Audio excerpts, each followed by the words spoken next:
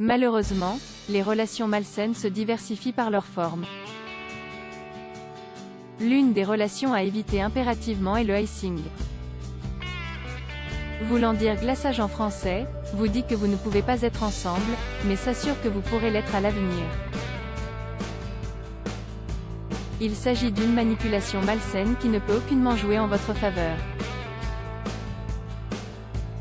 Comment savoir si vous êtes victime de icing? Dans les colonnes du métro UK, la thérapeute Sina Sanders explique qu'il y a des signes qui peuvent vous aider. Le premier étant le comportement déroutant de la personne à votre égard. Vous ne savez jamais avec elle. Ajoutons également le fait que la personne disparaît souvent sans donner d'explication et revient comme si de rien n'était. Vous êtes également victime de icing quand la personne ne peut pas s'engager avec vous ou ne peut pas faire de projets exclusifs avec vous. Il n'est pas rare qu'Unicer annule les rendez-vous à la dernière minute. Il y a également cette situation où vous le voyez en ligne sur les réseaux sociaux, mais ne vous répond qu'au bout de plusieurs jours. Le icing, une véritable attaque psychologique. Le spécialiste explique que le icing de manière générale. Le fait est que vous serez toujours perdu dans cette relation. Non seulement vous ne saurez jamais où vous en êtes, mais vos projets auront tendance à être annulés par la personne.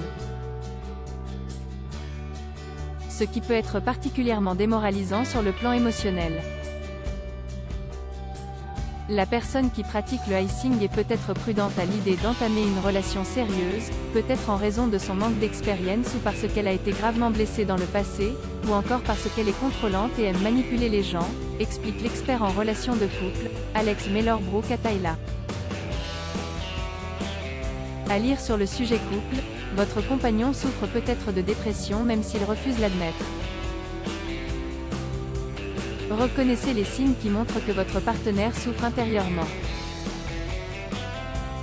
Bélier et Poisson, Taureau et Lion et Capricorne et Sagittaire. Quels sont les signes qui font les meilleurs couples? Découvrez-le vite. Vous avez des doutes? Vous n'avez peut-être pas tort. Souvent, les infidèles cachent bien leur jeu, mais très souvent des signes les trahissent. Aucun projet en vue, une distance évidente dans la relation, des soucis de communication. Comment savoir si on n'est finalement pas réellement un couple? Le couple ça s'entretient. Si l'une des partenaires n'a plus la motivation ou l'envie nécessaire, ces signes permettent de le savoir. Loading widget.